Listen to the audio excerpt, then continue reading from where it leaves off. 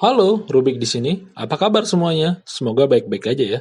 Kali ini gue bakal ngebahas film yang berjudul Bloodshot. Film yang dikeluarkan tahun 2020.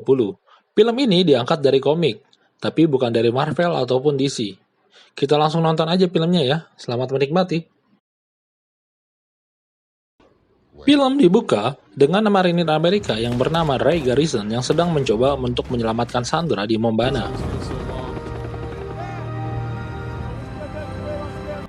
Singkat cerita, setelah Ray Garrison dan timnya berhasil menyelesaikan misinya, Ray dan istrinya yang bernama Gina pergi liburan ke Teluk Amalfi di Italia.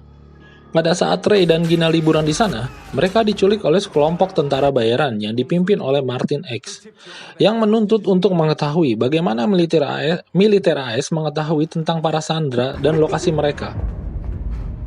Ray menjelaskan dia tidak mengetahui informasi ini dan mengancam akan membalas dendam.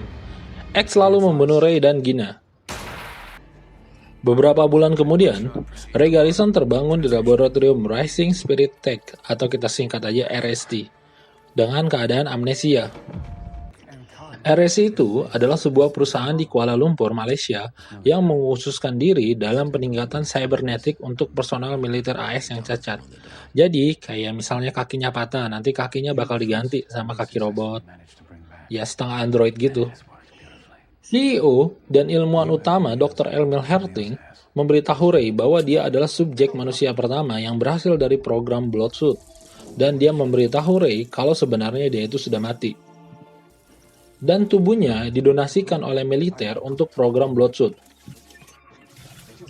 Dr. Herting lalu menjelaskan kalau di aliran darahnya terdapat teknologi nanit yang teknologi ini dapat meningkatkan kekuatannya dan dapat menyembuhkan luka-lukanya. Kayak regenerasi gitu. Kekuatannya sih kalau gue lihat hampir sama kayak Wolverine. Tetapi, nanit perlu diganti dan diisi ulang secara teratur. Atau, Ray akan mati dan tidak bisa meregenerasi. Ketika nanit bekerja dengan kekuatan ekstrim atau maksimal, mereka akan menciptakan lingkaran cahaya merah di dada Ray yang akan meningkatkan kekuatan Ray dan juga regenerasi Ray. Ray di laboratorium lalu dikenalkan ke pasien lainnya.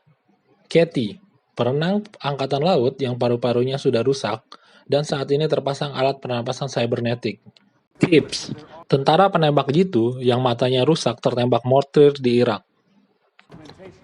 Dan yang terakhir adalah Dalton, tentara yang kakinya hancur di Afghanistan dan sekarang kakinya digantikan oleh kaki cybernetik. Ex-Navy swimmer. The circus? Both his feet to an Afghan IED. Where are you going? Oh, I'm gonna go.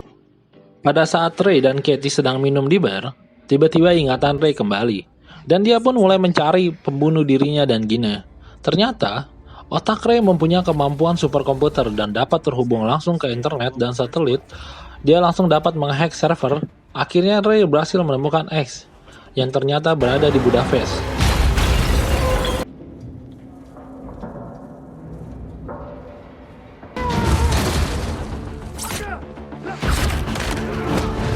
What? He's here! They finished it, and he's right bloody here!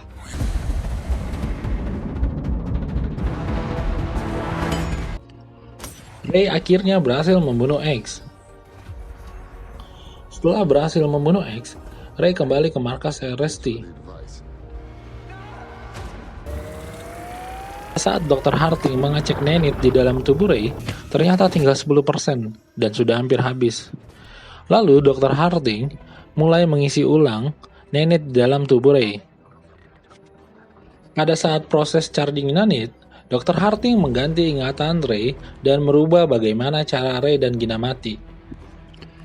Dan ternyata, semua yang dibunuh Ray selama ini adalah bekas karyawan laboratorium RST yang ingin dibunuh oleh Dr. Herting. Dan kali ini target berikutnya adalah Nick Barris.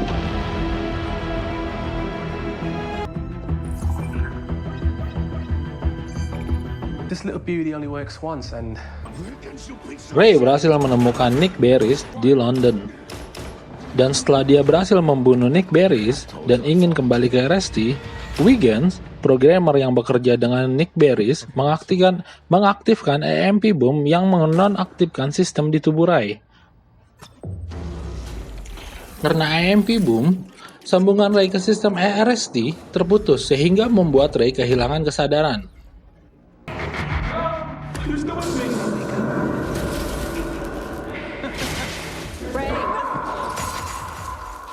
Okay, perhaps a bit more voltage then. Now, believe me, this is going to hurt you a lot more than it's going to... whatever. I know. Setelah Ray siuman, Wigan membantu menyadarkan Ray kalau ternyata selama ini yang dia bunuh adalah saingan dan musuh dari RST, atau musuhnya dari si Dr. Harding. Jadi, selama ini si Ray itu dimanipulasi oleh RST untuk membunuh semua saingannya. Ray kemudian meminta bantuan Wiggins untuk memprogram ulang Nanite di tubuhnya. No one can figure out why manipulating you. It's likely that what you think is real sometimes ain't. He just used me. Just lied to my face over and over again. I can figure out how this works. That is absolutely amazing. You know, Sementara si Wiggins mencari cara untuk memprogram ulang Nanite, Ray pergi ke tempat Gina yang ternyata dia masih hidup dan tinggal di London. Dan Ray akhirnya mengetahui kalau hubungan mereka sudah berakhir 5 tahun lalu. Dan Gina sudah punya keluarga baru di London. 5 years ago. Pada saat Ray kembali ke tempat Wiggins, dalam perjalanan, Ray diserang oleh Dalton dan Tibbs. Ray pun akhirnya berhasil dilumpuhkan dan dibawa kembali ke laboratorium RST.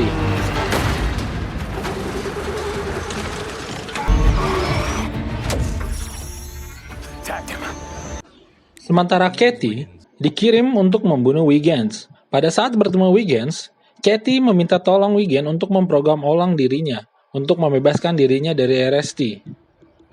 Ketika sampai di laboratorium RST, Katie bilang dia gagal membunuh Wiggins. Sementara si Ray di laboratorium RST sedang disulang Nanite-nya oleh Dr. Harding. Ketika Dr. Harding ingin memanipulasi ingatan Ray lagi, Katie dan Wiggins lalu mensabotase RST Programs dan menghancurkan komputernya.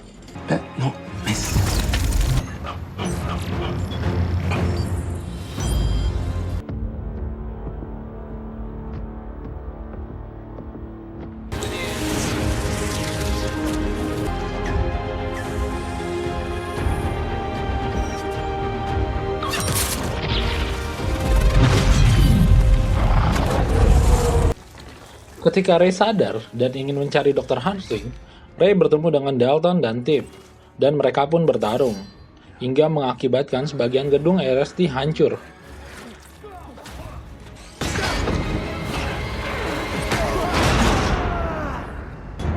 Right behind you. Dropping in.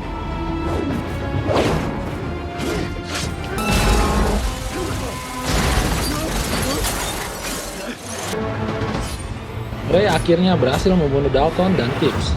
Ray lalu bertemu dengan Dr. Harding dan berhasil membunuhnya dengan meledakan diri bersama-sama.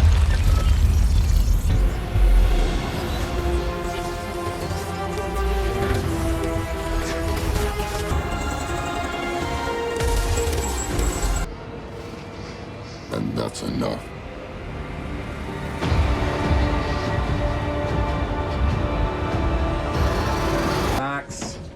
Beberapa bulan kemudian, Ray berhasil dihidupkan kembali oleh Wiggins dan Katie, dan film pun berakhir. Thank you, Wiggins. yeah. Terima kasih untuk yang sudah menonton sampai akhir. Like kalau suka, dislike kalau nggak suka. Dukung terus channel ini ya.